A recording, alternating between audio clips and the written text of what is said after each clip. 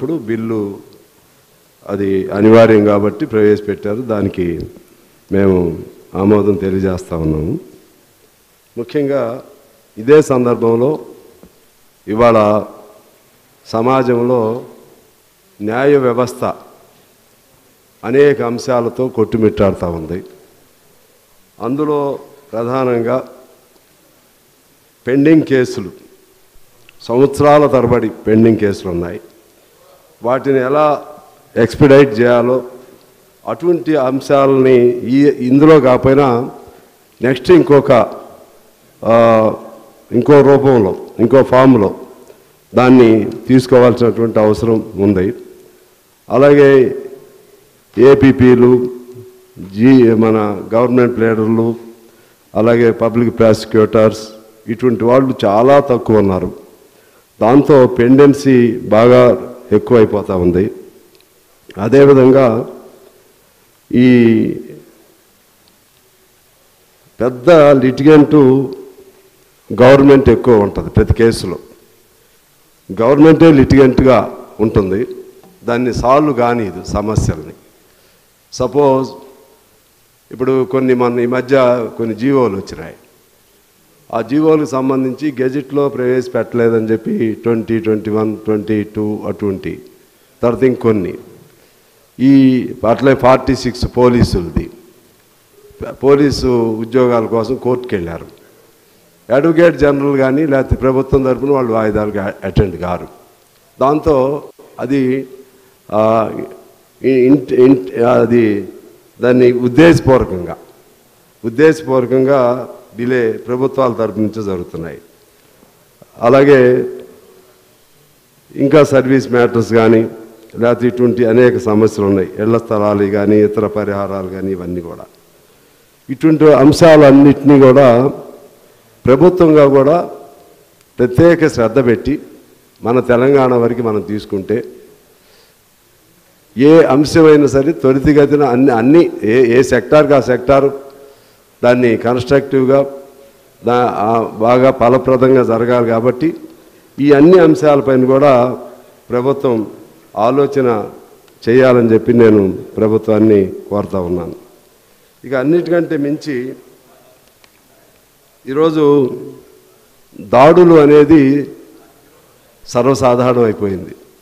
భావస్వేచ్ఛ పైన కానీ లేకుంటే ప్రజా ఉద్యమాలపైన కానీ ప్రజలు తమ కోరికలను చెప్పుకునే విధానం పైన కానీ అది సామాన్యం అయిపోయింది. ఆ ప్రభుత్వం ఈ ప్రభుత్వం లేదు.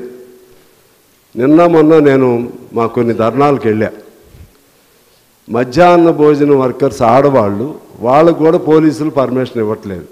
మరి మీకు తెలిసి జరుగుతుందో తెలవక జరుగుతుందో నాకు తెలియదు. కొత్త ప్రభుత్వం ధర్నాలు చేసుకోవటం కోసం ఆ రోజుల్లో ధర్నా చౌక్ ఎత్తివేస్తే ఆ ధర్నా చౌక్ని పునరుద్ధరణ చేయటం కోసం అన్ని ప్రజా సంఘాలు, అన్ని పార్టీలు పెద్ద ఎత్తున మేము ఆందోళన చేశాం. అంతిమంగా కోర్టు ద్వారానే ధర్నా చౌక్కి మేము పర్మిషన్ పొందటం జరిగింది. ఆ ధర్నా చౌక్లో ఇవాళ సహజంగా కార్మికులు ఏమనుకుంటారంటే అసెంబ్లీ నడుస్తూ ఉంటే అక్కడ ఆందోళన చేస్తే వాళ్ళ బాధలు లోపలికి వెళ్తాయనే దాంతో తప్పితే దీని మీద దాడులు చేయటానికో అసెంబ్లీ మీద లేకపోతే ఇంకేదో టెర్రరిస్టులాగా ఉండేవాళ్ళు కాదు. వాళ్ళు రోజువారీ బతుకు సంబంధించినటువంటి వాళ్ళు. దానికి సంబంధించి మీకు తెలిసి జరుగుతుందో తెలియ జరుగుతుందో నాకు తెలియదు. కానీ పోలీస్ డిపార్ట్మెంటు అత్యుత్సాహంతో ఉంది. దారుల్లోనే అరెస్టులు చేస్తూ ఉంది. దారుల్లోనే ఒకవేళ టైం ఇచ్చినా 2 గంటలని పేరు పెడుతుంది. చాలా పోలీసులు ప్రజా ఉద్యమాలను అణిచివేస్తున్నారని మీ దృష్టికి నేను సవినయంగా తీసుకొస్తున్నా. ఇది ఏమనిపిస్తుందంటే కొత్త సీసాలో పాత సారా కాదు, పాత సీసాలో పాత సారాగా నడుస్తుంది. పాత వాళ్ళ చెప్పుల్లో కాళ్ళేసి నడుస్తున్నట్టుంది. మరి మీకు తెలుస్తుందో లేదో నేను మీ దృష్టికి తీసుకొస్తున్నా. ఎందుకంటే ఈ సందర్భం వచ్చింది కాబట్టి. అదే పద్ధతుల్లో ఇంకా సరే కొన్ని అది మన పరిధిలో కాదు, ఓపా లాంటి చట్టాలు లేకపోతే నేషనల్ ఇన్వెస్టిగేషన్ ఏజెన్సీ లాంటి సంస్థల్ని యథేచ్ఛగా ఉపయోగిస్తున్నారు రాష్ట్రంలో కేంద్రం. దానికి సంబంధించి మనం రాష్ట్ర ప్రభుత్వంగా కేంద్రం ప్రతి అంశాల్లో వరవరరావు గారు లాంటి వాళ్ళు, సాయిబాబు గారు లాంటి వాళ్ళు, ఇంకా వందల మంది మీద అధ్యక్ష, వందల మంది మీద విపరీతమైన కేసులు పెట్టి లోపల పెడతా ఉన్నారు.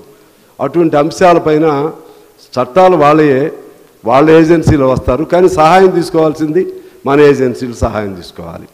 దాన్ని ఎలా నిలవరించగలుగుతారు? ఇక మాట్లాడే స్వేచ్ఛ లేకపోతే ఇంకేమి అర్థం ఉంటుంది?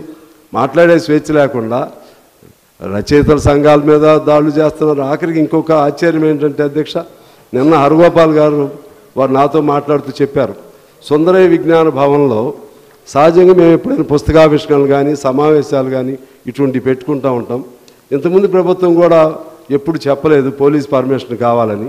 ఇవాళ సుందరయ్య విజ్ఞాన భవన్ లాంటి చోట అటువంటి భవనాల్లో మీటింగ్ పెట్టుకోవడానికి కూడా పోలీసు పర్మిషన్ కావాలని అడుగుతున్నారు. అందువల్ల అదే మీరు వదిలేసిన చెప్పుల్లో వాళ్ళు కాళ్ళు పెడుతున్నారు. నా బాధ అది. మీరు ఏ చెప్పులు వదిలేశారో ఆ చెప్పుల్లో కాళ్ళు పెడుతున్నారు.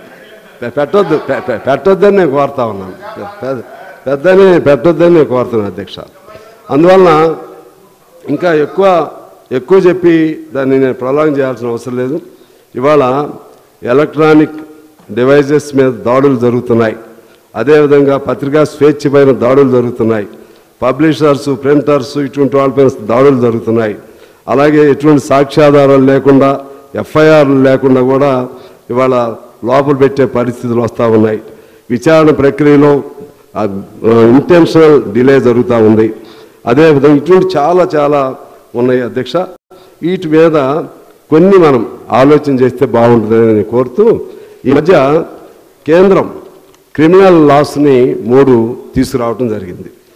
దానికి మనకున్న రిలేషన్ పైన కూడా దాన్ని మనం ఏ మేరకు, to what extent we are going to implement such laws, whether we are in a position to reject them or adopt them, దానిపైన కూడా మీకు ఒక క్లారిటీ ఉండాలని నేను కోరుతున్నాను. అందులో అప్పుడు రమణ గారు సుప్రీంకోర్టు జడ్జిగా ఉన్నప్పుడు ఆయన రాజద్రోహం అనే సెక్షన్ తీసేయమని చెప్పారు.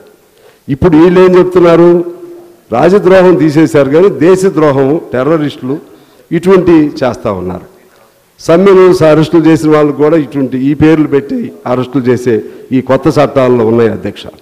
అలాగే విదేశాల్లో ఉండేవాళ్ళు అక్కడి నుంచి స్టేట్మెంట్ ఏదన్నా ఇచ్చినా, ప్రజాస్వామికంగా ఇచ్చినా, ఈ దేశంలో పరిస్థితులు ఎలా ఉన్నాయని చెప్పి మన దేశస్తులు అక్కడి నుంచి ఇచ్చినా కూడా వాళ్ళపైన కూడా దేశద్రోహం పెట్టేటువంటి ఆ సెక్షన్లు అందులో ఉన్నాయి. ఈ విధంగా అనేక అంశాలపైన మొన్న కొత్త చట్టాలు కూడా కేంద్రం ప్రవేశపెట్టిన చట్టాలు కూడా చాలా ఇబ్బందిదాయకంగా ఉన్నాయి. ఆ తర్వాత పేర్లు మార్పిడికి సంబంధించి చాలా పేర్లు మన లా అంతా జరిగేది ఇంగ్లీష్లోనే ఉంటాయి, లా బుక్స్ కానీ అవి. అది మన అవగాహన కోసం మనం ట్రాన్స్లేట్ చేసుకుంటాం. ఈవెన్ రాజ్యాంగం అయినా సరే ఇంగ్లీష్లోనే ఉంటుంది. మన అవగాహన కోసం మనం చేసుకుంటాం. అక్కడ ఈ మధ్యకాలంలో ఆ చట్టాల్లో ఏం జరిగిందంటే భారతీయ న్యాయ సంహిత, భారతీయ నాగరికత అంటే దీనికి ఏంటి అంటే ఐపీసీకి వచ్చిన తెప్పలు ఇది, భారతీయ న్యాయ సంహిత. అదేవిధంగా క్రిమినల్ ప్రొసీజర్ కోడ్కి వచ్చిన తెప్పలు ఏంటంటే భారతీయ నాగరికత సురక్షిత్. ఈ విధంగా భారతీయ సాక్షి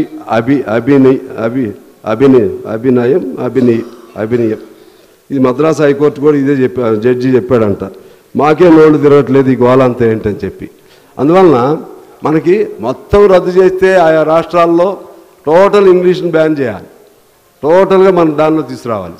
కొంత అది, కొంత ఇది, కొంత అది, కొంత ఇది. ఈ పద్ధతుల్లో చట్టాల్లో మార్పులు జరిగినాయి. వీటన్నిటిపైన కూడా మీరు జాగ్రత్తగా ఇప్పుడు కర్ణాటక, తమిళనాడు, బెంగాల్లో వాటిని వాళ్ళు ముఖ్యమంత్రి గారు కూడా వచ్చారు కాబట్టి కర్ణాటక, తమిళనాడు, బెంగాల్లో ఆ కేంద్రం ప్రవేశపెట్టిన ఆ క్రిమినల్ లాస్ని మేము సవరించుకుంటామని చెప్పి వాళ్ళు నిర్ణయానికి వచ్చారు అధ్యక్ష.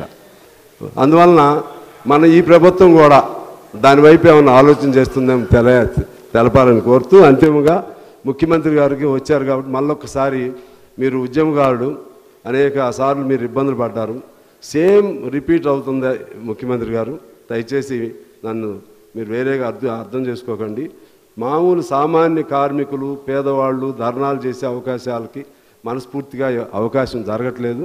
దానిపైన మీకు తెలియకుండా పోలీసులు అత్యుత్సాహంతో వాళ్ళు ఎక్కువ ఇన్వాల్వ్ అవుతూ ఇంతకుముందు లేని పద్ధతుల్లో మన మీటింగ్ హాల్లో మీటింగులు పెట్టుకోవడానికి కూడా అరగోపాల్ లాంటి వాళ్ళకు కూడా పర్మిషన్లు ఇవ్వట్లేదు.